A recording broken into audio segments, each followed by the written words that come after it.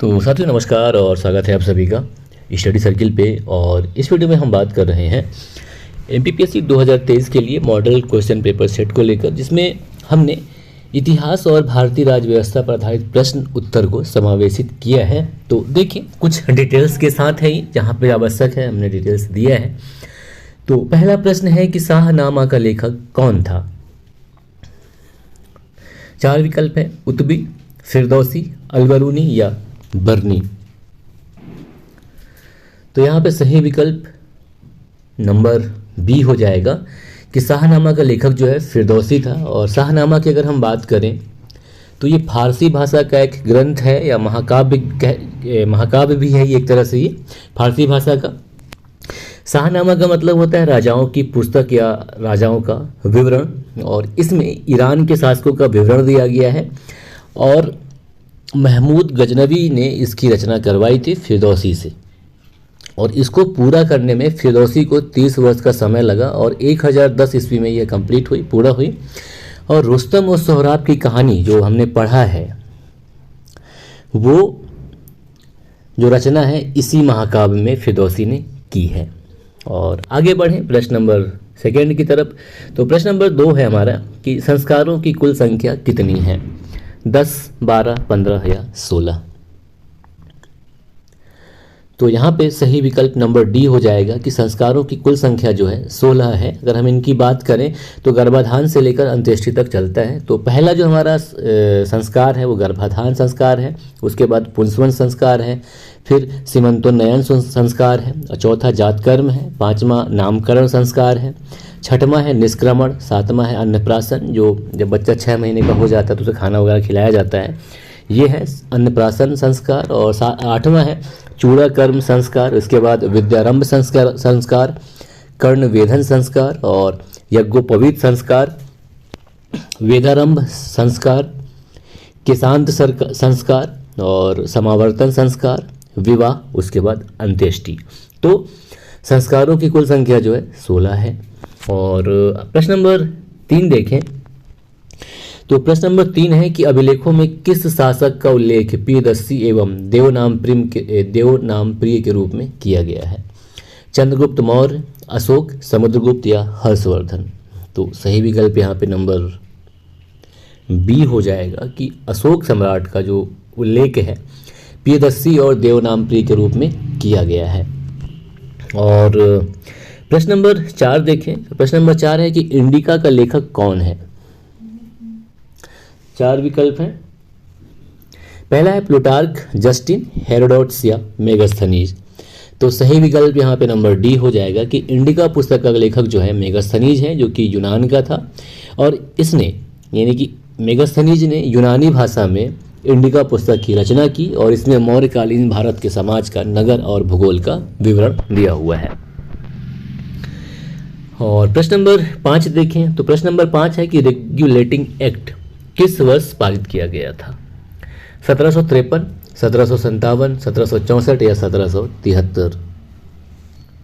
तो यहाँ पे सही विकल्प डी हो जाएगा कि रेगुलेटिंग एक्ट जो है सन 1773 ईस्वी में पारित किया गया था। और इसको पारित करने का उद्देश्य था कि जो ब्रिटिश सांसद हैं उनके द्वारा ब्रिटिश ईस्ट इंडिया कंपनी के कार्यों को नियमित और नियंत्रित करना। इसके अलावा इसे ब्रिटिश संसद के द्वारा पारित किया गया, और इस अधिनियम को ब्रिटिश संसद द्वारा मुख्य रूप से बंगाल में ईस्ट इंडिया कंपनी के क्षेत्रों को नियंत्रित करने के लिए पारित किया गया था। और यह अधिनियम ब्रिटिश ईस्ट इंडिया कंपनी की जो कुशासन है उसके कारण इसको पारित किया गया था। और मतलब ब्रिटिश ईस्ट इंडिया कंपनी की इतनी कुशासन बढ़ गई थी कि उनके पास दिवालियेपन की स्थिति उस समय उत्पन्न हो गई थी, और ब्रिटिश ईस्ट इंडिया कंपनी ने ब्रिटिश सांसदों से या ब्रिटिश सरकार से कंपनी के मामले में हस्तक्षेप होने के लिए मजबूर कर दिया इन लोगों ने। और बात करें कि इस अधिनियम को पारित करने का वजह क्या था, तो पहला ये था कि ईस्ट इंडिया कंपनी की जो थी ये गंभीर वित्तीय संकट में थी, और उसने सन 1772 ईस्वी में ब्रिटिश सरकार से 1 मिलियन पाउंड की ऋण की मांग की। इसके अलावा कंपनी के अधिकारियों पर भ्रष्टाचार और भाई भतीजावाद के बड़े पैमाने पर आरोप लगे।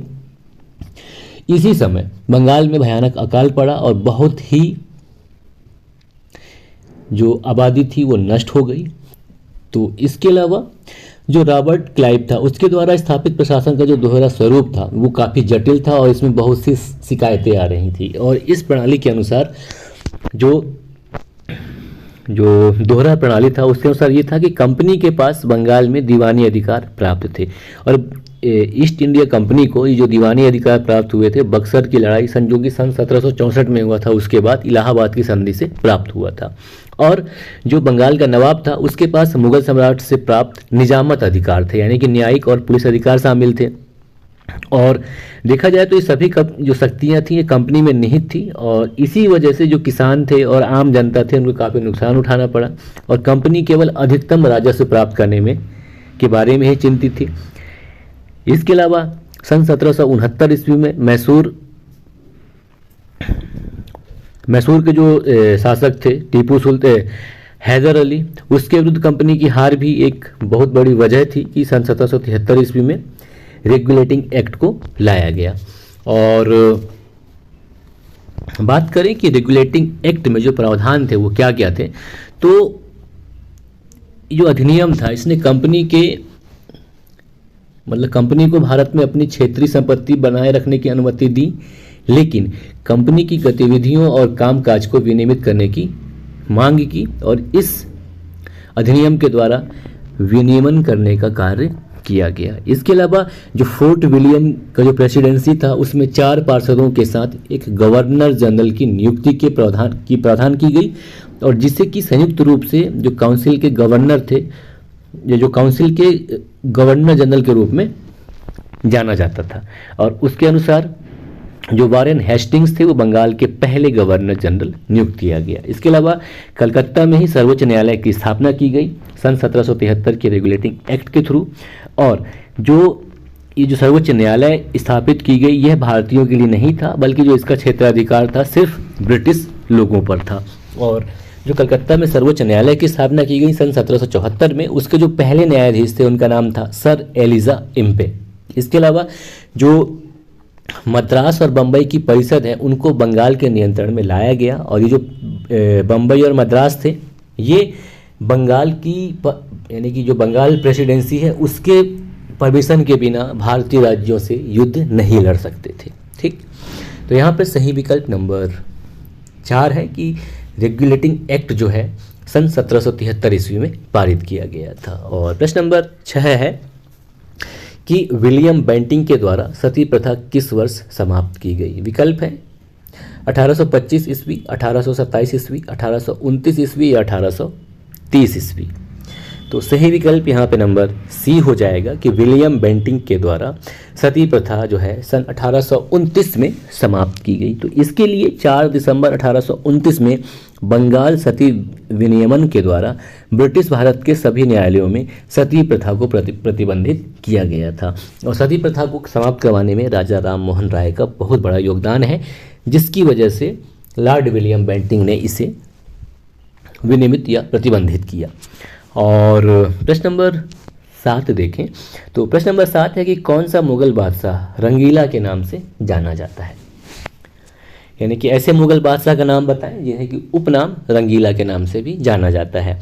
विकल्प है फर्रुखसियर, रफ़ीउद्दराजल, मोहम्मद शाह या रफ़ीउद्दौला। तो यहाँ पे सही विकल्प नंबर सी हो जाएगा कि मोहम्मद शाह को बादशाह रंगीला के नाम से जाना जाता है।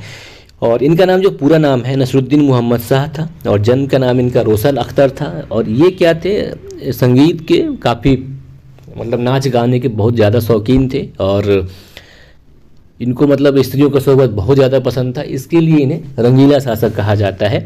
और इनका जो शासनकाल था 1719 से 1748 ईस्वी तक चलता है। और इनका जो राज्याभिषेक है सैयद बंधुओं के द्वारा कराया गया था, जो कि भारतीय इतिहास में राजा बनाने वाले व्यक्तियों के नाम से प्रसिद्ध हैं। और इन्होंने ही यानी कि ये जो मोहम्मद शाह हैं यानी जो रंगीला बादशाह है, इन्होंने ही सैयद बंधुओं को ख़त्म करवाया क्योंकि वो इन्हें काम नहीं करने दे रहे थे। इसके अलावा ये मोहम्मद शाह के शासनकाल में ही सन 1739 ईस्वी में नादिर शाह ने लूटपाट की दिल्ली में और कत्लेआम मचाया। इसके अलावा ये जो मोहम्मद शाह है, इनका शासन थोड़ी ठीक ठाक चला 1719 से 1748 तक। अब प्रश्न नंबर 8 देखें तो प्रश्न नंबर 8 है कि गुरु नानक ने अपना उत्तराधिकारी किसे नियुक्त किया था।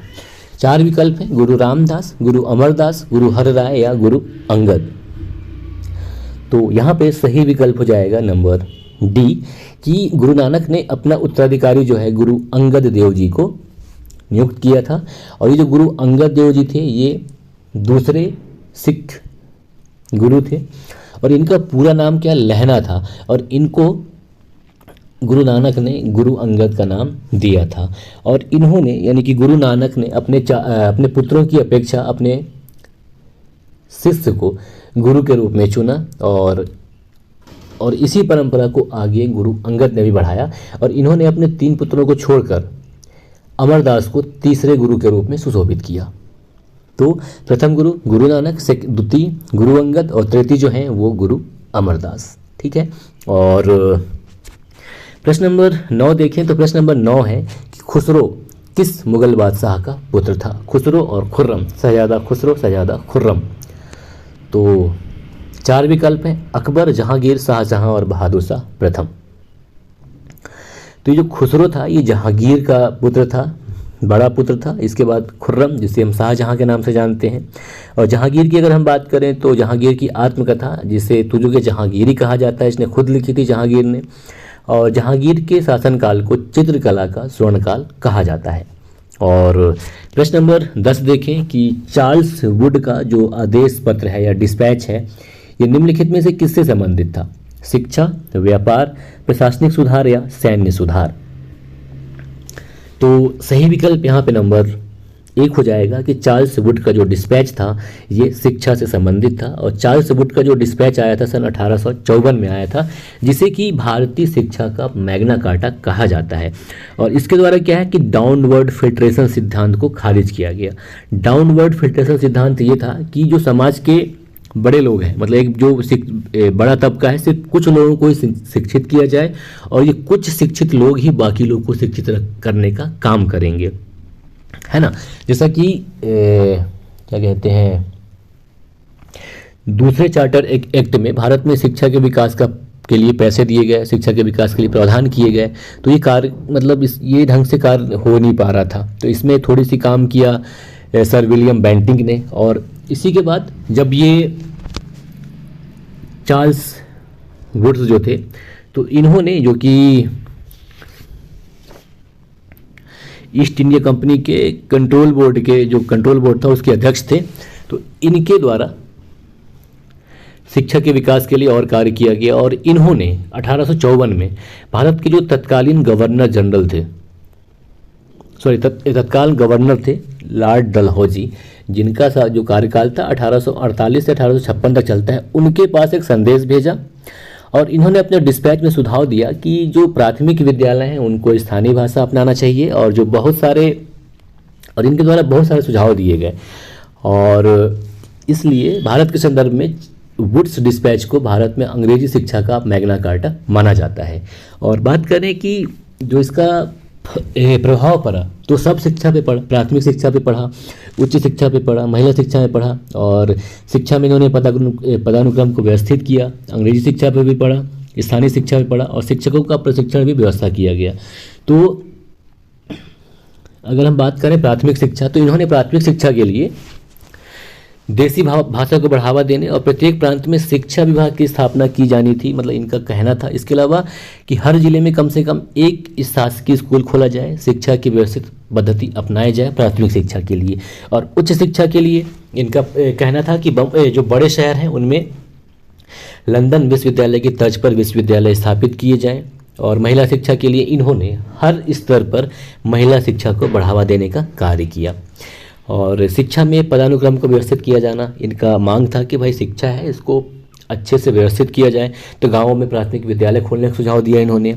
और एंग्लो वर्नाक्युलर हाई स्कूल खोलने की व्यवस्था इन्होंने सिफारिश किया। और इन्होंने ये सुझाव दिया कि जिला स्तर पर संबद्ध महाविद्यालय खोले जाएं और अंग्रेजी शिक्षा के लिए या उच्च शिक्षा के लिए अंग्रेजी भाषा को शिक्षा का माध्यम बनाया जाए, इनका सुझाव था। और स्थानीय शिक्षा के लिए प्राथमिक स्तर पर स्थानीय भाषा में ही शिक्षा को बढ़ावा दिया जाए, ऐसा इनका सुझाव था। इसके अलावा इनका यह भी सुझाव था कि शिक्षकों को प्रशिक्षण दिया जाए। अब बात करें कि ये वुड्स डिस्पैच था, इसका प्रभाव क्या पड़ा भारत के संदर्भ में, तो 1857 में ही बम्बई, मद्रास और कलकत्ता विश्वविद्यालय की स्थापना की गई। दूसरा, जितने भी प्रांत थे सभी प्रांतों में शिक्षा विभाग की घोषणा की गई, और जो बेथुन स्कूल जो कि जीडी बेथुन द्वारा स्थापित था वो महिला शिक्षा के लिए शुरू किया गया। और पूसा आधुनिक बिहार में कृषि संस्थान और रुड़की में एक इंजीनियरिंग अनुसंधान की शुरुआत की गई। रुड़की जो आईआईटी है वर्तमान में, ये इनके द्वारा ही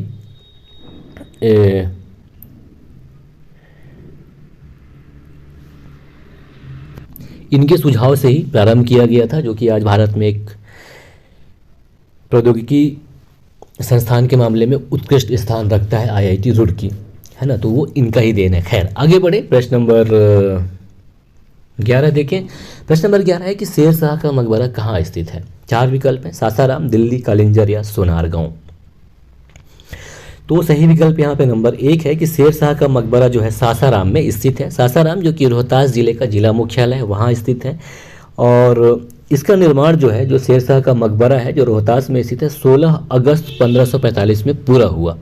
और इसका निर्माण जो है शेर शाह खुद करवा रहे थे, और इनकी मृत्यु के बाद इसको कंप्लीट करने का कार्य उनके पुत्र इस्लाम शाह के शासनकाल में हुआ। और इसे जो सासाराम में जो शेर शाह का मकबरा है उसके जो वास्तुकार हैं उनका नाम है मीर मोहम्मद अलीवाल, जो कि इस मकबरे को भारत के दूसरे ताजमहल के रूप में जाना जाता है। और यह ईंटों से बना हुआ मकबरा है जिसमें कहीं कहीं पत्थर का भी प्रयोग किया गया है। और यह मकबरा जो है भारतीय अफगान वास्तुशिल्प का एक नमूना है, जिसमें कि पहले बताया पत्थर भी बीच में कहीं कहीं लगे हुए हैं। शेर शाह सूरी की अगर हम बात करें तो ये हुमायूं को युद्ध में हराकर दिल्ली पे शासन किया इन्होंने। और इनका मूल नाम जो है फरीद खान है। इनका जन्म 1472 ईस्वी में हुआ था, और इनका जो मृत्यु हुआ था 13 मई 1545 को कालिंजर युद्ध में एक तोप फट जाने की वजह से इनका मृत्यु हुआ था। नहीं तो हो सकता था कि भारत के संदर्भ में जो मुगल साम्राज्य का इतिहास है उसका सिनेरियो कुछ और रहता। और इन्होंने क्या किया था, कोलकाता से पेशावर के बीच चलने वाले जो पुराने राजमार्ग है जिसे कि ग्रांड ट्रंक रोड कहा जाता है उसको चालू करवाया। इसके अलावा इन्होंने विधिवत व्यवस्थित डाक सेवा की शुरुआत भी करवाई। और आगे बढ़ें, प्रश्न नंबर 12 देखें। प्रश्न नंबर 12 है कि शिवाजी के गुरु का नाम क्या था। रामदास, तुकाराम, वामन पंडित या गाग भट्ट। तो सही विकल्प यहाँ पे नंबर 1 हो जाएगा कि शिवाजी के जो धार्मिक गुरु थे उनका नाम रामदास था। और गाग भट्ट से इन्होंने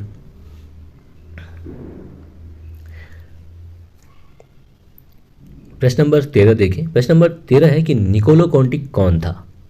एक प्रसिद्ध चित्रकार था, एक इटली का यात्री था जिसने विजयनगर साम्राज्य की यात्रा की, एक पुर्तगाली यात्री या एक ईरानी यात्री। तो यहाँ पे सही विकल्प जो है वो नंबर बी हो जाएगा कि जो निकोलो कॉन्टी है ये एक प्रसिद्ध इटली का यात्री था जिसने कि विजयनगर साम्राज्य की यात्रा की थी। और प्रश्न नंबर 14 देखें। प्रश्न नंबर 14 है कि चटगांव आर्मरी रेड से इनमें से कौन संबंधित था। यानी कि चटगांव शस्त्रागार छापा से संबंधित कौन थे इनमें से। सूर्यसेन, भगत सिंह, रामप्रसाद बिस्मिल या अशफाकुल्लाह। तो सही विकल्प यहाँ पे नंबर 1 हो जाएगा कि सूर्यसेन थे चटगांव शस्त्रागार छापा से संबंधित, जिन्हें कि मास्टर सूर्यसेन भी कहा जाता है। और चटगांव आर्मरी रेड को चटगांव विद्रोह के नाम से भी जाना जाता है। और 18 अप्रैल 1930 को भारत के महान क्रांतिकारी सूर्यसेन के नेतृत्व में सशस्त्र भारतीय स्वतंत्रता सेनानियों द्वारा चटगांव, जो कि अब बांग्लादेश में स्थित है, वहाँ पुलिस और सहायक बलों के शस्त्रागार पर छापा मारकर लूटने का प्रयास किया गया। और हालांकि इसमें सफल नहीं हो पाए थे पूर्णतः ही, पर इनके द्वारा प्रयास किया गया। और जो मास्टर सूर्यसेन थे इनका प्लान ये था कि जो चटगांव के जो 2 मुख्य शस्त्रागार थे उनको लूटना, और जो टेलीग्राफ और टेलीफोन कार्यालय हैं उनको नष्ट करना, और जो यूरोपीय क्लब थे उनके सदस्यों को बंधक बनाने की योजना थी, जिसमें ये पूर्णतः कामयाब नहीं हो पाए थे, है ना। और आगे बढ़े, प्रश्न नंबर 15 देखें। प्रश्न नंबर 15 है कि बेवेल योजना किस वर्ष प्रस्तुत की गई थी। 1942 में, 43 में, 44 में या 45 में। तो सही विकल्प नंबर डी हो जाएगा कि बेवेल योजना जो है सन 1945 में प्रस्तुत की गई थी लॉर्ड बेवेल के द्वारा। और प्रश्न नंबर 16 है कि भूमि अधिग्रहण अधिनियम 1894 के संदर्भ में निम्नलिखित में से कौन सा कथन सत्य नहीं है, यानी कौन सा कथन असत्य है। 4 विकल्प है। पहला कि इसको ब्रिटिश शासकों ने बनाया था, दूसरा है कि इसका जो उद्देश्य है भारत में भूमि सुधार प्रक्रिया को बढ़ावा देना था, तीसरा है कि यह भारत की संसद की एक अन्य अधिनियम द्वारा प्रस्तापित किया जा चुका है, और डी कि इसका क्रियान्वयन विवादित हो गया था। तो बताना कि इनमें से कौन सा कथन असत्य है।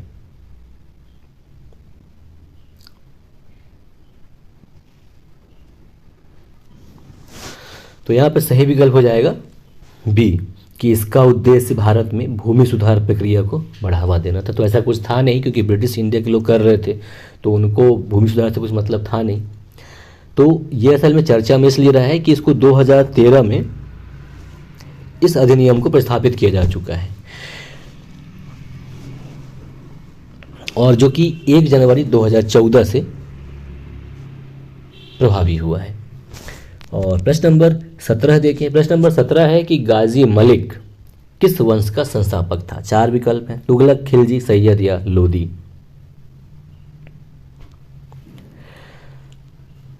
तो गाजी मलिक या गयासुद्दीन तुगलक, तो इसने तुगलक वंश की स्थापना की। तो सही विकल्प यहाँ पे नंबर 1 हो जाएगा कि गाजी मलिक ने तुगलक वंश को स्थापित किया या तुगलक वंश का संस्थापक था। गाजी मलिक की बात करें तो इसका पूरा नाम गयासुद्दीन तुगलक। इसने 8 सितंबर 1320 ईस्वी को दिल्ली का शासक बना और एक नए वंश तुगलक वंश को स्थापित किया, और इसने मंगोल आक्रमण को 29 बार विफल किया। इसके अलावा अगर हम बात करें कि तुगलक वंश का शासन कब से कब तक चला, तो 1320 से 1412 ईस्वी तक चलता है। और गयासुद्दीन तुगलक या गाजी मलिक का शासनकाल की अगर हम बात करें तो 1320 से 1325। इसके बाद आता है मोहम्मद बिन तुगलक, जिसका 1325 से 1352 के आसपास रहता है। उसके बाद आता है फिरोज शाह तुगलक। तो ये जो गयासुद्दीन तुगलक है या गाजी मलिक है, तो इसकी जो नीति थी स्पेशली मंगोलों के लिए बहुत ज़्यादा कठोर थी, और इसने इलखान ओल्जितू के दूतों की हत्या कर दी थी और मंगोल कैदियों की हत्या भी इसके द्वारा कर दी गई थी। इसके द्वारा तुगलकाबाद किले का निर्माण कराया गया था, और डाक व्यवस्था, न्याय व्यवस्था, सिंचाई, कृषि और पुलिस को अधिक महत्व दिया। बंगाल, उड़ीसा और वारंगल को इसने अपने अधीन किया। और उत्तर भारत पर जिन मंगोलों ने आक्रमण किया था, उन मंगोलों को फिरोज शाह तुगलक गयासुद्दीन तुगलक के द्वारा पकड़ लिया गया और कैद कर लिया गया। और हुआ ये था इसके साथ कि 1325 में इसकी जब ये बंगाल से जीत कर आ रहा था, तो इसके लिए स्वागत के लिए, मतलब उत्सव मनाने के लिए पंडाल का निर्माण कराया गया। और पंडाल में क्या है, पंडाल गिर गया, इसके ऊपर इसकी मृत्यु हो गई कुचलने से। ठीक है, और आगे बढ़े प्रश्न नंबर 18। तो प्रश्न नंबर 18 है कि भारतीय पुरातत्व का जनक किसे कहा जाता है। 4 विकल्प हैं। Alexander Cunningham, John Marshall, Mortimer wheeler या जेम्स प्रिंसेप। तो यहाँ पे सही विकल्प नंबर 1 हो जाएगा कि भारतीय पुरातत्व का जनक जो है अलेक्जेंडर कनिंघम को कहा जाता है, क्योंकि इन्हें दिसंबर 1861 में प्रथम पुरातत्व सर्वेक्षणकर्ता के रूप में नियुक्त किया गया था। तब से इन्होंने मतलब स्टार्टिंग किया, और इन्होंने ही ASI यानी कि भारतीय पुरातत्व सर्वेक्षण के गठन में भी महत्वपूर्ण भूमिका निभाई, इसलिए इन्हें भारतीय पुरातत्व का जनक कहा जाता है। जबकि रॉबर्ट ब्रूस फुट की अगर हम बात करें तो इन्हें भारतीय प्रागैतिहास का पिता कहा जाता है, क्योंकि इनके द्वारा ही सबसे पहले सन 1863 ईस्वी में मद्रास के पल्लवरम से पुनः पाषाण उपकरण की खोज की गई थी।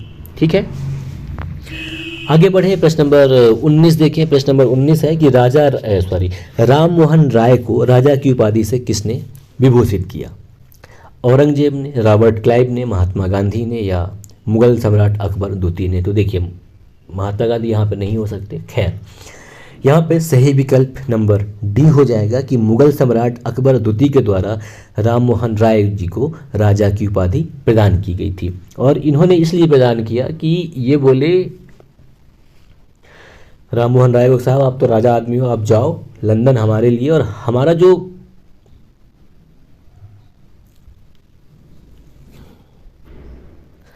पेंशन है, जो पेंशन हमको मिलता है वो कम मिलता है, वो बढ़ाने का आप बात करो जाके। तो इसके लिए मुगल सम्राट अकबर द्वितीय ने राम मोहन राय को राजा की उपाधि प्रदान की। खैर, अकबर द्वितीय की अगर हम बात करें तो इनका जो शासनकाल था 1806 से 1837 ईस्वी तक चलता है ये, यानी कि 1806 से 1837 तक ये मुगल सम्राट थे। और राजा राम मोहन राय की अगर हम बात करें तो इनको भारतीय पुनर्जागरण का जनक के रूप में याद किया जाता है, और इन्हीं के प्रयास से सती प्रथा का देश में उन्मूलन हुआ। इनके द्वारा मिरातुल अखबार और संवाद कौमुदी का संपादन किया गया, और इनके द्वारा 1814 ईस्वी में कलकत्ता में आत्मी सभा की स्थापना की गई, और 1828 में ब्रह्म सभा की स्थापना की गई, जो आगे चलकर ब्रह्म समाज बना। और आगे बढ़ें, प्रश्न नंबर 20 देखें। प्रश्न नंबर 20 है कि 1909 का अधिनियम संबंधित था किससे? पृथक मताधिकार क्षेत्र के लागू करने से, विकेंद्रीकरण से, द्वैध शासन से, या विधान परिषद से। तो यहाँ पे सही विकल्प नंबर 1 हो जाएगा कि पृथक मताधिकार क्षेत्र के लागू करने से। तो ये जो 1909 का अधिनियम था ये पृथक मताधिकार क्षेत्र के लागू करने से था।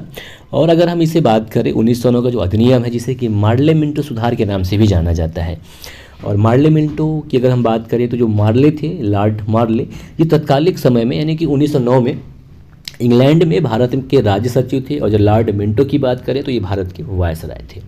और इस अधिनियम के द्वारा प्रांतीय विधानसभा के आकार में वृद्धि की गई। इसके अलावा इस अधिनियम के तहत ही पहली बार किसी भारतीय को वायसराय और गवर्नर की कार्य परिषद के साथ एसोसिएशन बनाने का प्रावधान किया गया, और सत्येंद्र प्रसाद सिन्हा वायसराय की कार्यपालिका परिषद के प्रथम भारतीय सदस्य बने, और इनको विधि सदस्य बनाया गया था। ठीक है। और प्रश्न नंबर 21 की बात करें तो प्रश्न नंबर 21 है कि 1194 के चंदावर के युद्ध में मोहम्मद गौरी ने किसे हराया था? कुमारपाल को, जयचंद को, गोविंदराज को, या भीम द्वितीय को? तो सही विकल्प यहाँ पे नंबर बी हो जाएगा कि मोहम्मद गौरी ने जयचंद को हराया था 1194 ईस्वी में, है ना। और प्रश्न नंबर 22 की बात करें तो प्रश्न नंबर 22 है कि दिल्ली सल्तनत के किस वंश ने सबसे कम समय तक शासन किया? 4 विकल्प हैं, खिलजी, तुगलक, सैयद और लोदी। बताना है कि सबसे कम समय तक किसने शासन किया यहाँ पे। तो यहाँ पे जो सही विकल्प हो जाएगा वो हो जाएगा खिलजी वंश, यानी कि नंबर 1 विकल्प। अब देखिए दिल्ली सल्तनत की अगर हम बात करें तो ये दिल्ली सल्तनत जो है 1206 से 1526 ईस्वी तक चलता है। 1526 ईस्वी में BSE यानी कि इब्राहिम लोदी की हत्या जो है बाबर के द्वारा की जाती है युद्ध के मैदान में, और दिल्ली सल्तनत का अंत होता है और देश में मुगल साम्राज्य की स्थापना होता है। तो दिल्ली सल्तनत की अगर हम बात करें तो सबसे पहले जो शासन करते हैं गुलाम वंश 1206 से 1290 तक, यानी कि लगभग 84 वर्ष इनका शासन रहता है। इसके बाद आता है खिलजी वंश जो कि 1290 से 1320 ईस्वी तक, यानी 30 वर्ष शासन करते हैं ये। और इसको जो खिलजी वंश है इसके संस्थापक रहते हैं जलालुद्दीन खिलजी, जबकि गुलाम वंश के जो हैं कुतुबुद्दीन ऐबक रहते हैं। और खिलजी वंश के बाद आता है तुगलक वंश जो कि 1320 से 1414 ईस्वी तक चलता है, यानी कि लगभग 94 वर्ष इसका शासनकाल होता है तुगलक वंश का, जिसके गयासुद्दीन तुगलक या गाजी मलिक संस्थापक होते हैं। इसके बाद आता है खिज़्र खां जो कि सैयद वंश आता है तुगलक वंश के बाद 1414 से 1451 ईस्वी तक, और इसके जो संस्थापक होते हैं वो खिज़्र खां, और 37 वर्ष तक इनका शासनकाल चलता है। और इसके बाद आता है लोदी वंश जो कि 1451 से लेकर 1526 ईस्वी तक चलता है, और जिसके जो संस्थापक हैं वो बहलोल लोदी होते हैं। तो देखिए यहाँ पे जो सबसे कम शासनकाल जिनका रहता है वो है खिलजी वंश। तो सही विकल्प यहाँ पे नंबर 1 हो जाएगा। और प्रश्न नंबर 23 की बात करें तो प्रश्न नंबर 23 है कि लॉर्ड डफरिन के वायसराय काल की एक महत्वपूर्ण घटना थी। विकल्प है रामकृष्ण मिशन की स्थापना, ढाका में मुस्लिम लीग की स्थापना, भारतीय राष्ट्रीय कांग्रेस की स्थापना, प्रथम जनगणना की शुरुआत। तो इसके लिए है कि भारत के जितने भी गवर्नर जनरल हैं वो थोड़ी सा आप देख लें, और इसके लिए हमारे पास एक वीडियो है उसमें आप देख सकते हैं, उनमें पूरा बताया है हमने। खैर यहाँ पे अगर हम बात करें जो लॉर्ड डफरिन है तो इसका जो शासनकाल था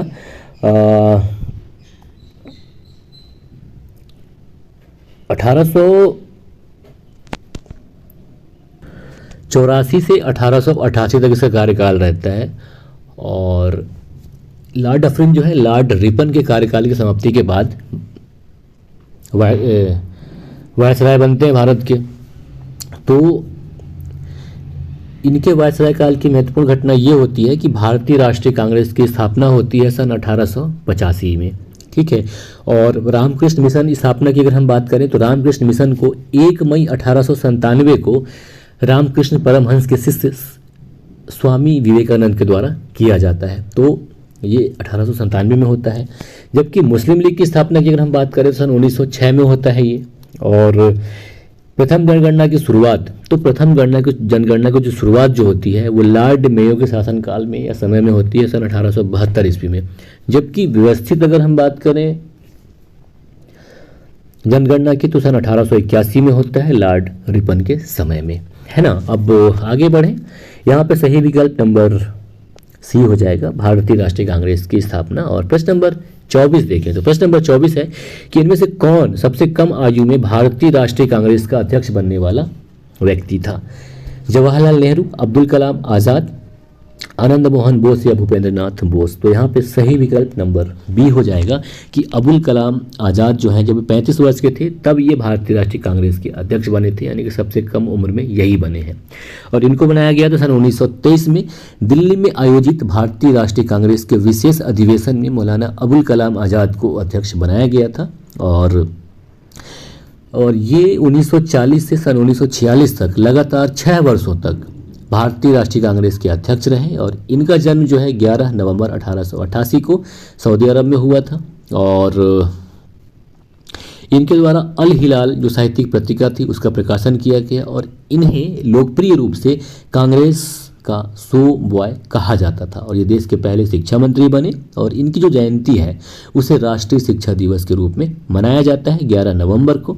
और इन्हें वर्ष 1992 में मरणोपरांत भारत रत्न से सम्मानित किया गया है। और प्रश्न नंबर 25 देखें तो प्रश्न नंबर 25 है कि इनमें से किसने द्वितीय गोलमेज सम्मेलन में भाग नहीं लिया था? महादेव देसाई, प्यारेलाल नैयर, मदन मोहन मालवीय या जवाहरलाल नेहरू। तो सही विकल्प यहाँ पे नंबर डी हो जाएगा कि जवाहरलाल नेहरू ने द्वितीय गोलमेज सम्मेलन में भाग नहीं लिया था। द्वितीय गोलमेज सम्मेलन जो कि सितंबर 1931 में लंदन में होता है। हालांकि तीनों गोलमेज सम्मेलन लंदन में हुए थे। द्वितीय इसलिए महत्वपूर्ण है कि द्वितीय गोलमेज सम्मेलन में महात्मा गांधी हिस्सा लेने गए थे और लगभग 31 प्रतिनिधि थे इसमें महात्मा गांधी के साथ साथ, जिसमें प्यारेलाल नैयर थे, महादेव देसाई थे, मदन मोहन मालवीय थे, एनी बेसेंट थी, BR अम्बेडकर साहब थे। और इन लोगों ने द्वितीय गोलमेज में हिस्सा लिया था। और महात्मा गांधी जो थे वो कांग्रेस की तरफ से थे, है ना। तो यहाँ पर सही विकल्प नंबर डी हो जाएगा। और 26 नंबर प्रश्न की बात करें तो 26 नंबर प्रश्न है कि निम्नलिखित में से किस अधिनियम द्वारा संवैधानिक निरंकुशता का सिद्धांत प्रवृत्त किया गया? 1909 का भारतीय काउंसिल अधिनियम, 1919 का भारत सरकार अधिनियम, 1945 का भारत सरकार अधिनियम या 1947 का भारतीय स्वतंत्रता अधिनियम। तो यहाँ पे सही विकल्प जो होगा वो नंबर सी होगा कि 1935 का भारत सरकार अधिनियम के द्वारा संवैधानिक निरंकुशता का सिद्धांत प्रवृत्त किया गया। मतलब ये है कि आरक्षण और शासन पर नियंत्रण से संबंधित, इसके अलावा शासन की जितनी भी संपूर्ण व्यवस्था है अपने ऊपर निर्भर कर दिया। ठीक है। और प्रश्न नंबर 27 है कि चंद्रशेखर आजाद का जन्म मध्य प्रदेश के किस जिले में हुआ था? गांव नहीं पूछ रहा है, जिला पूछ रहा है। गांव की बात करें तो गांव क्या है? जिले की बात करें खरगोन, ग्वालियर, झाबुआ या सतना। तो सही विकल्प यहाँ पे नंबर सी हो जाएगा कि झाबुआ जिले में इनका जन्म हुआ था। और प्रश्न नंबर 28 है कि इनमें से कौन परमार वंश का शासक नहीं था? उपेंद्र, मुंज, गांगे देव या उदयादित्य। तो सही विकल्प यहाँ पे नंबर सी है कि गांगे देव जो हैं ये परमार वंश के शासक नहीं हैं, बल्कि ये त्रिपुरी के कलचुरी वंश के शासक थे। ठीक है। और परमार वंश की बात करें तो परमार वंश के शासक जो हैं, जो संस्थापक हैं, शासक तो हैं ही, उपेंद्र हैं, मुंज हैं, उदयादित्य हैं, ये सभी परमार वंश के शासक हैं। लेकिन परमार वंश के संस्थापक जो हैं वो उपेंद्र हैं। जिनका शासनकाल 800 से 818 ईस्वी तक चलता है। इसके बाद मुंज, जिन्हें कि वाकपति मुंज कहा जाता है, इनका शासनकाल 974 से 995 ईस्वी तक रहता है। और उदयदित्य की बात करें तो ये राजा भोज के पुत्र थे, जिनका शासनकाल 1060 से 1087 ईस्वी तक चलता है। और जो परमार वंश के अंतिम शासक हैं, जिनका नाम महलकदेव, जो कि 1295 से 1305 ईस्वी तक इनका शासनकाल रहता है। और राजा भोज के जो पुत्र उदयादित्य हैं, इनके द्वारा नीलकंठेश्वर मंदिर का निर्माण जो है कराया गया है। और यह मंदिर विदिशा के उदयपुरा में स्थित है। ठीक है। और प्रश्न नंबर 29 देखें तो प्रश्न नंबर 29 है कि धंगदेव किस वंश का शासक था। विकल्प है जजाक भुक्ति के चंदेल, मालवा के परमार, महिष्मती के कलचुरी या त्रिपुरी के कलचुरी। तो यहाँ पे सही विकल्प होगा नंबर 1 कि जजाक भुक्ति के चंदेल, यानी कि धंगदेव जो है चंदेल वंश के शासक थे। तो सही विकल्प नंबर 1। और चंदेल राजवंश की बात करें तो ये जो चंदेल राजवंश है ये प्रारंभ में गुर्जर प्रतिहार के जो शासक थे उनके सामंत थे। और धंगदेव को इस वंश का, यानी कि चंदेल वंश का महान शासक माना जाता है, क्योंकि इन्होंने अपने आप को गुर्जर प्रतिहारों के सामंतता से पूर्णतः अलग किया। और इनके द्वारा जो इनकी राजधानी थी कालिंजर से खजुराहो स्थानांतरित किया गया। और कंजरिया महादेव मंदिर, वैद्यनाथ और जो विश्वनाथ मंदिर है निर्माण इनके द्वारा ही किया गया। और चंदेल वंश के जो संस्थापक हैं वो नन्नुक हैं, जिनका कार्य जो शासनकाल है वो 831 से 845 ईस्वी तक चलता है। इसके बाद वाकपति आते हैं, फिर विजय शक्ति या जय शक्ति आते हैं, फिर राहिल चंदेल, हर्ष चंदेल, यशोवर्मन, धंगदेव। तो जो धंगदेव का शासनकाल रहता है वो 950 से 1003 ईस्वी तक रहता है। और इनके जो अंतिम शासक होते हैं वो परमर्दी देव होते हैं 1166 से 1202 ईस्वी तक, जिनका पृथ्वीराज चौहान से युद्ध होता है और उसमें ये हार जाते हैं। खैर, ये चंदेल राजवंश में एक विद्याधर शासक होते हैं, जिनका जो कि धंगदेव के बाद आते हैं। धंगदेव के बाद आते हैं गंडदेव, जिनका शासनकाल है 1003 से 1017 ईस्वी। और इसके बाद आते हैं विद्याधर 1017 से 1029 ईसा तक इनका शासनकाल रहता है, 13 वर्ष या 12 वर्ष। तो इन्होंने महमूद गजनवी को चुनौती दी और उससे लड़ाई लड़ा, है ना। अब आगे बढ़े, प्रश्न नंबर 30 को देखिए। प्रश्न नंबर 3 है कि निम्नलिखित में से कौन सा ब्राह्मण ग्रंथ जो है ऋग्वेद से संबंधित है। 4 विकल्प हैं। पहला है ऐतरेय ब्राह्मण, गोपथ ब्राह्मण, शतपथ ब्राह्मण और तैत्तिरीय ब्राह्मण। बताना है कि जो ऋग्वेद से संबंधित कौन सा ब्राह्मण है। तो सही विकल्प यहाँ पे नंबर 1 हो जाएगा कि जो ऐतरेय ब्राह्मण है ये जो है ऋग्वेद से संबंधित है। तो ब्राह्मण जो है असल में ब्राह्मणों की रचना की गई थी वेदों को आसानी से व्याख्या की जा सके, इसके लिए ब्राह्मण की रचना की गई थी। तो ये जो ऋग्वेद है इसका जो ब्राह्मण है 2 हैं, ऐतरेय और कौशिकी। जबकि गोपथ ब्राह्मण की अगर हम बात करें तो गोपथ ब्राह्मण जो है अथर्ववेद का ब्राह्मण है। इसके अलावा गोपथ, जैमिनी और पंचविश ब्राह्मण जो हैं ये तीनों जो हैं ये अथर्ववेद के ब्राह्मण हैं। जबकि शतपथ ब्राह्मण की अगर हम बात करें तो शतपथ और तैत्तरीय ये जो ब्राह्मण हैं ये यजुर्वेद के हैं, जबकि सामवेद के षड्विंश और तांड ब्राह्मण हैं। ठीक है। अब प्रश्न नंबर 31 देखिए। प्रश्न नंबर 31 है कि 42 मूल कर्तव्य का उल्लेख संविधान में कब किया गया। मूल कर्तव्यों का उल्लेख संविधान निर्माण के समय 26 जनवरी 1950 को, 42वें संविधान संशोधन में या 41वें संविधान संशोधन में। तो यहाँ पे सही विकल्प नंबर सी हो जाएगा कि 42वें संविधान संशोधन में मूल कर्तव्यों का उल्लेख संविधान में किया गया। और 42वें संविधान संशोधन को बात करें तो इसे सन 1976 में किया गया था। और मौलिक कर्तव्य को भारतीय संविधान में स्वर्ण सिंह समिति की सिफारिश के आधार पर भाग 4 के रूप में जोड़ा गया। इसके अलावा मूल रूप से मौलिक कर्तव्यों की संख्या जो है 10 थी, लेकिन बाद में 86वें संविधान संशोधन अधिनियम 2002 के माध्यम से इसे बढ़ा दिया गया और शिक्षा के कर्तव्य को मौलिक कर्तव्य के रूप में उसमें शामिल किया गया और इसकी संख्या जो वर्तमान में है वो 11 है। और ये जो हमारे देश के संविधान में मौलिक कर्तव्य की जो धारणा है ये सोवियत संघ तत्कालिक से ली गई है। और ये जो मौलिक अधिकार हैं, मौलिक कर्तव्य हैं, ये प्रकृति में गैर न्यायिक हैं, यानी कि इनको न्यायालय के माध्यम से लागू नहीं कराया जा सकता। ठीक है, तो यहाँ पे सही विकल्प नंबर सी हो जाएगा। और आगे देखें प्रश्न नंबर 32। तो प्रश्न नंबर 32 है कि राज्य और केंद्रीय सरकार को प्राधिकार प्राप्त होता है, यानी कि कहाँ से इनको शक्ति मिलता है। भारत के संविधान से, भारत के राष्ट्रपति से, भारत के प्रधानमंत्री से, भारत की संसद से। तो यहाँ पे एक चीज़ देखिए, राज्य और केंद्र की बात कर रहा है। सिर्फ केंद्र होता तो संसद मान लेते, लेकिन राज्य की बात हो रहा है तो राज्य में संसद तो होता नहीं है। तो यहाँ पर सही विकल्प नंबर 1 हो जाएगा कि भारत के संविधान से राज्य और केंद्र सरकार को प्राधिकार प्राप्त होता है, और जो भारत का संविधान है ये भारत का सर्वोच्च कानून है, और इसी से राज्य और केंद्र सरकार को प्राधिकार प्राप्त होता है। और प्रश्न नंबर 33 देखिए, प्रश्न नंबर 33 है कि भोपाल राज्य के मूल संस्थापक कौन थे।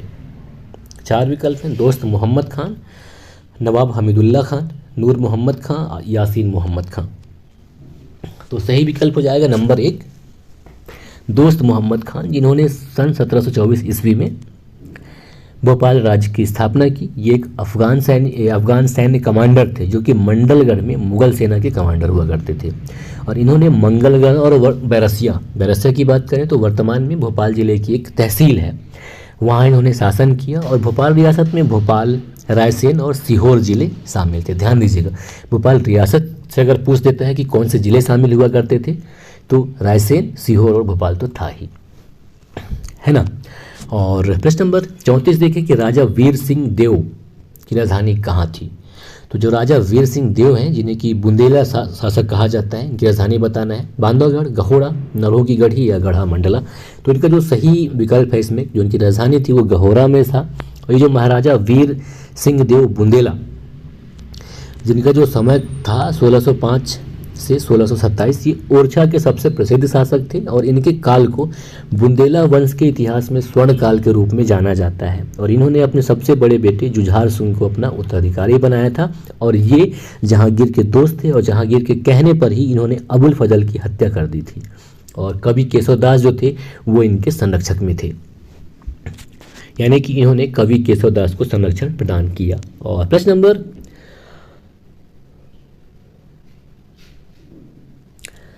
35 है, हालांकि 34 लिखा है, खैर, कि राजा भोज के किस कवि ने जैन धर्म अपना लिया था। ग्रंथपाल, राजपाल, महिपाल या धनपाल। तो यहाँ पे सही विकल्प नंबर डी हो जाएगा कि राजा भोज के धनपाल कवि ने, यानी कि नंबर डी विकल्प, धनपाल कवि ने जैन धर्म को अपना लिया था। और जैन मान्यता ऐसी भी है कि राजा भोज खुद जैन धर्म में परिवर्तित हो गए थे। हालांकि यहाँ पे सही विकल्प नंबर डी हो जाएगा, धनपाल।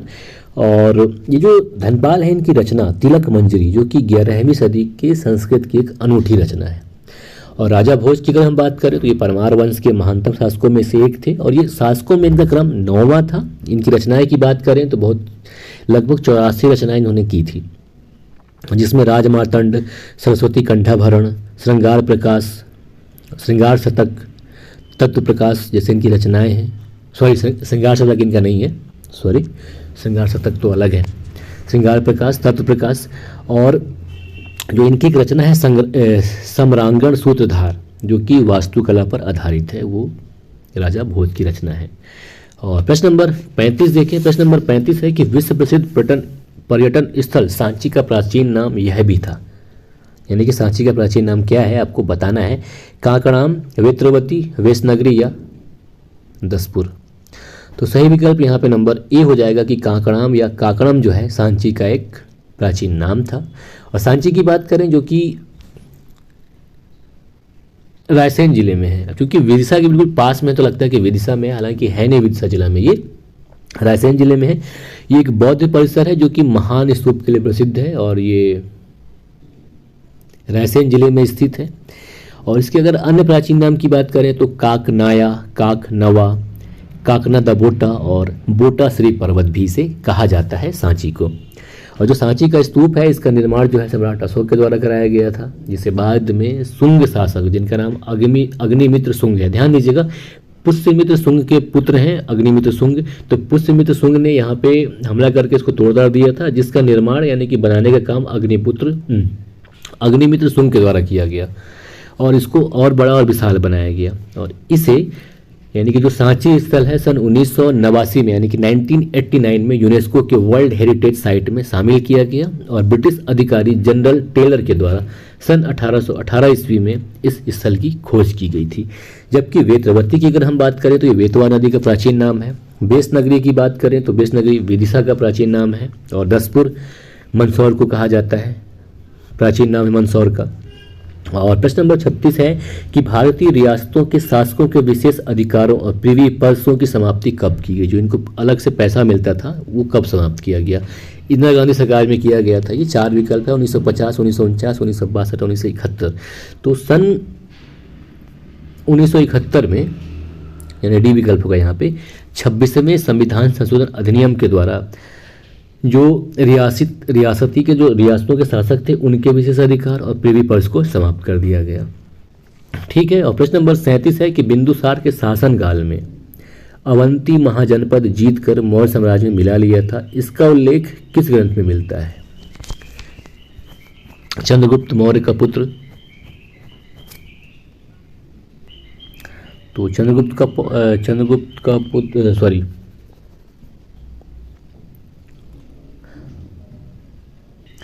चंद्रगुप्त मौर्य का पुत्र बिंदुसार और बिंदुसार का पुत्र अशोक। खैर, यहाँ बताना है कि किस ग्रंथ में ये लिखा गया है। 4 विकल्प हैं, बुद्ध घोष की समंत पसादिका, कौटिल्य का अर्थशास्त्र, परिणी की अष्टाध्यायी या पतंजलि का महाभाष्य।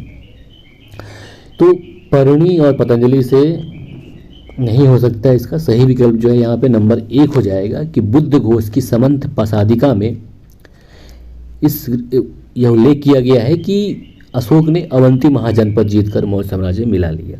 अब थोड़ी सी अगर हम बात करें बुद्ध घोष की, तो जो बुद्ध घोष है ये 5वीं सदी, ध्यान दीजिएगा 5वीं सदी नाट ईसा पूर्व, ये 5वीं सदी के भारतीय थेरवाद बौद्ध टीकाकार, अनुवादक और दार्शनिक थे। यानी कि बौद्ध धर्म का जो एक संप्रदाय है थेरवाद, उसके टीकाकार, अनुवादक और दार्शनिक थे और इन्होंने पाली में कई शास्त्रों की टिप्पणियों का अनुवाद किया श्रीलंका में और विशुद्धि मग्गा यानी कि शुद्धि का मार्ग नामक एक रचना लिखी जिसे थेरवाद सिद्धांत और ध्यान पर एक उत्कृष्ट रचना का दर्जा प्राप्त हुआ और यह थेरवाद संप्रदाय का सबसे बड़ा ग्रंथ है। और बात करें अगर हम थेरवाद की, तो जो बौद्ध धर्म है इसके थेरवाद मत में अंतिम लक्ष्य जो है क्लेशों की समाप्ति और निर्वाण की उत्कृष्ट स्थिति प्राप्त करना है। यानी कि पुनर्जन्म और दुख के चक्र से निकलने के लिए सर्वोत्तम जो 8 सूत्री या अष्टांग मार्ग हैं उनका अभ्यास करना है। जो ये थेरवाद है ये हीनवाद संप्रदाय का परिवर्ती माना जाता है। यानी कि बौद्ध धर्म के 4 संप्रदाय हैं, हीनयान, महायान, थेरवाद और वज्रयान। तो जो वज्रयान है ये महायान का परिवर्ती है या उससे संबंधित है और जो थेरवाद है वो हीनयान का परिवर्ती है। ठीक है। और प्रश्न नंबर 38 है कि मुगल कालीन ग्रंथ मासिर ए आलमगिरी किसकी रचना है? साकी मुस्तैद खां, हातिम खां, काजिम सिराजी या खफी खां? तो सही विकल्प यहाँ पे होगा साकी मुस्तैद खां की रचना है मासिर ए आलमगिरी, जिसे कि फारसी भाषा में लिखा गया था और इसमें औरंगजेब का इतिहास का बिल्कुल सटीक वर्णन किया गया है। ठीक है। और प्रश्न नंबर 29 है कि चचनामा के अनुसार 6वीं और 7वीं शताब्दी में सिंधु देश की राजधानी क्या थी? देवल, अड़ोड, लोदवा या बाड़मेर? तो यहाँ पे सही विकल्प बी हो जाएगा कि जो चचनामा है उसके अनुसार 6वीं और 7वीं शताब्दी में सिंधु देश की राजधानी जो थी वो अरोड़ थी। सिंधु का मैप आप ये देख सकते हैं, जो वर्तमान पाकिस्तान का हिस्सा है वो सिंध प्रांत था। तो जो चचनामा है असल में सिंध के इतिहास से संबंधित एक पुस्तक है जिसमें चच राजवंश के इतिहास और अरबों के द्वारा सिंध विजय का वर्णन किया गया है। और इस पुस्तक का अन्य नाम जिससे कभी कोई पूछ देता है फतहनामा सिंधी, तारीख अल हिंद वस हिंद भी है। इसके अलावा जो चच राजवंश थे इन्होंने सिंध पर जो राय राजवंश थे उनकी समाप्ति के बाद शासन किया था। और जो चचनामा है इसकी रचना अली अहमद के द्वारा की गई थी, जो कि अरबी भाषा में उन्होंने इसकी रचना की थी और इसका फारसी में अनुवाद अली बिन बफ कूफी के द्वारा किया गया था। और प्रश्न नंबर 40 देखें तो प्रश्न नंबर 40 है कि मध्यकालीन भारतीय इतिहास में पनही तथा उपानह का उल्लेख किस संदर्भ में मिलता है? तो दोनों का एक ही है, जूता। ठीक है। वस्त्र, उपानह का मतलब कभी लग सकता है वस्त्र हो सकता है लेकिन है नहीं, पन्ही और उपानह दोनों एक हैं, जूता संबंधित है, सही विकल्प यहाँ पे नंबर डी होगा। और प्रश्न नंबर 41 है कि निम्नलिखित कथनों पर विचार कीजिए। नियंत्रक महालेखा परीक्षक का कर्तव्य होगा कि वह उन सभी प्राप्तियों की लेखा परीक्षा करें जो भारत की संचित निधि में संदेह है। और नंबर 2 है कि नियंत्रक महालेखा परीक्षक को संघ या किसी राज्य के किसी कार्यालय या विभाग में रखे गए भंडारों या स्टॉक के लेखाओं की लेखा परीक्षा करने और उनकी बाबत में रिपोर्ट देने का प्राधिकार होगा।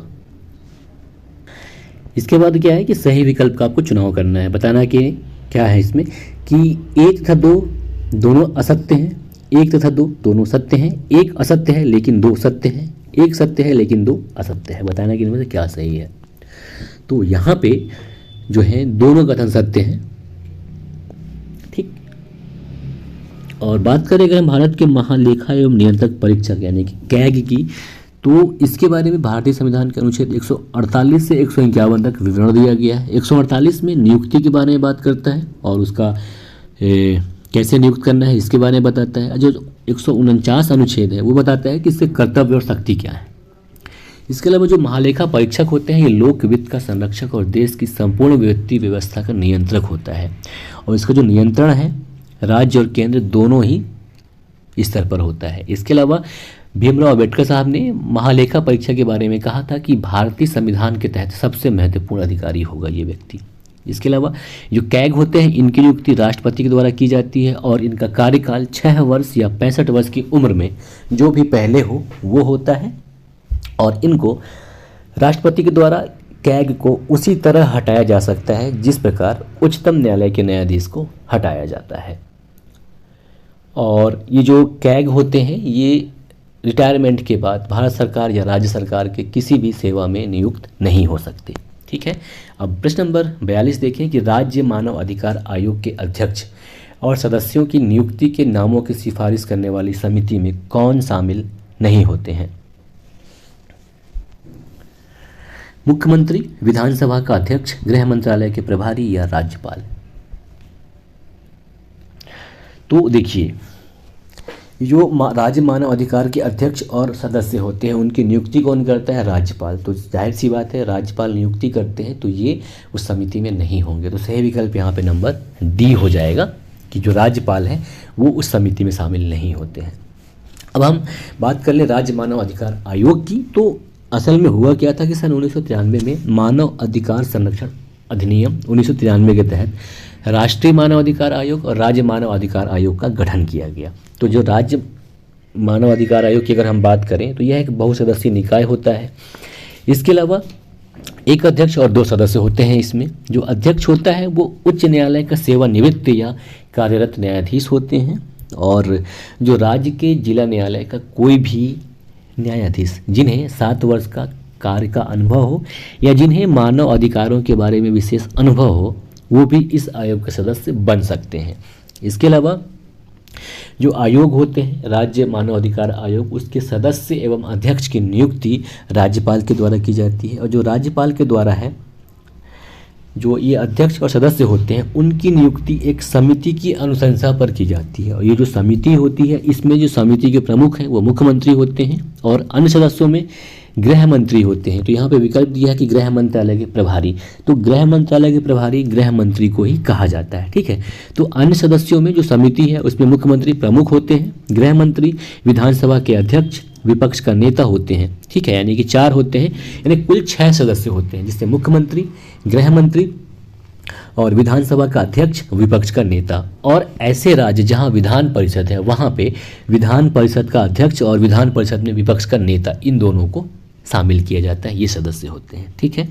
तो जो आयोग के अध्यक्ष और सदस्य होते हैं इनका कार्यकाल पहले जो था ये 5 वर्ष या 70 वर्ष की आयु जो भी पहले हो था 2019 के पहले तक। 2019 में इसमें संशोधन किया गया, अब कर दिया गया है कि जो ये अध्यक्ष हैं और अन्य सदस्य हैं इनका कार्यकाल 3 वर्ष या 70 वर्ष जो भी पहले हो। तो अब ये होता है कि 3 वर्ष ही है, आदमी चाहे तो जो अध्यक्ष हैं दोबारा चुने जा सकते हैं, पहले दोबारा चुने नहीं जा सकते थे, ठीक है। तो यहाँ पर सही विकल्प नंबर डी राज्यपाल। और प्रश्न नंबर 43 देखें कि राज्य खाद्य आयोग की स्थापना किस कानून के अंतर्गत होती है। राष्ट्रीय खाद्य सुरक्षा अधिनियम 2013, राष्ट्रीय खाद्य सुरक्षा अधिनियम 2019 या राष्ट्रीय खाद्य सुरक्षा अधिनियम 2020 या उपयुक्त में से कोई नहीं। तो यहाँ पर सही विकल्प नंबर 1 हो जाएगा कि राष्ट्रीय खाद्य सुरक्षा अधिनियम 2013 के तहत राज्य खाद्य आयोग की स्थापना होती है। राज्य खाद्य आयोग की अगर हम बात करें मध्य प्रदेश के संदर्भ में तो 26 फरवरी 2014 को की गई थी। इसमें एक अध्यक्ष, 5 अन्य सदस्य और सचिव शामिल होते हैं। ठीक है। अब प्रश्न नंबर 44 की बात करें तो प्रश्न नंबर 44 है कि मध्य प्रदेश राज्य निर्वाचन आयोग का गठन कब किया गया। 1 फरवरी 1994, 1 मार्च 1994 या 1 अप्रैल 1994 या 1 मई 1994।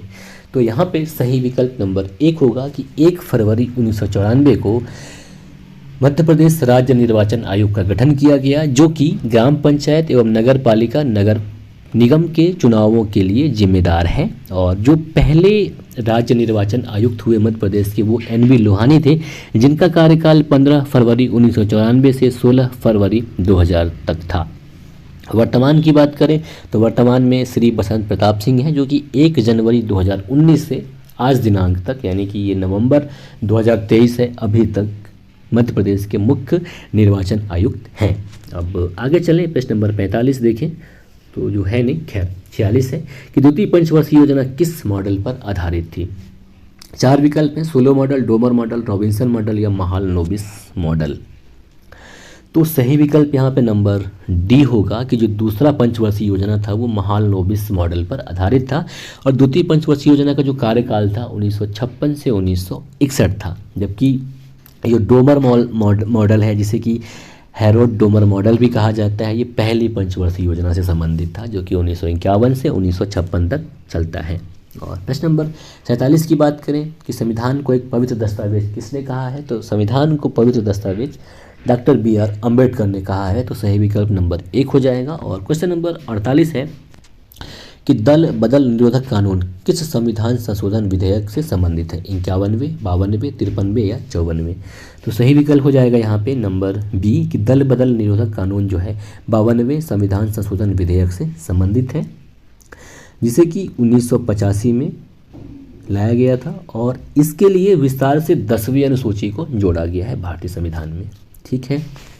और प्रश्न नंबर 49 है कि तारकुंडे समिति का गठन किस उद्देश्य से किया गया था। 4 विकल्प हैं, चुनाव सुधार, पंचायती राज में सुधार, जिला प्रशासन में सुधार या इनमें से कोई नहीं। तो यहाँ पे सही विकल्प नंबर 1 होगा कि तारकुंडे समिति का गठन जो है चुनाव में सुधार के लिए किया गया था। तो जो चुनाव योजना था उसमें सुधार और उसके अध्ययन पर जयप्रकाश नारायण या JP नारायण ने VM तारकुंडे की अध्यक्षता में सन 1974 में एक समिति की नियुक्ति की, जिस समिति को JP समिति या तारकुंडे समिति के नाम से जाना जाता है। और इसके अलावा जितनी सिफारिश इसने की उसके अलावा इस समिति की एक प्रमुख सिफारिश ये थी कि मतदान की न्यूनतम आयु जो है 18 वर्ष होना चाहिए। और इसी को ध्यान में रखकर 61वें संविधान संशोधन अधिनियम 1988 के द्वारा मतदान की आयु घटाकर 18 वर्ष की गई। ठीक है। और प्रश्न नंबर 50 और अंतिम है हमारा कि 73वें संविधान संशोधन का अभिपालन करने वाला पहला राज्य कौन है। तो इसका जवाब आपको बताना है। तो बस यहीं तक, बाकी अगले वीडियो में जिसमें हम सामान्य विज्ञान और भूगोल और जो ST/SC एक्ट है और राज्य मानव अधिकार आयोग और जो भी अन्य रह गए हैं उनको कवर करेंगे दूसरे वीडियो में। और उम्मीद करता हूँ कि ये वीडियो आपके काफ़ी काम आया होगा, और ऐसा हुआ होगा तो ज़रूर इस वीडियो को लाइक करें, साथ ही साथ चैनल को सब्सक्राइब भी करें और लोगों में शेयर भी करें। आई होप आप ऐसा करेंगे। तो नमस्कार, जय हिंद, जय भारत।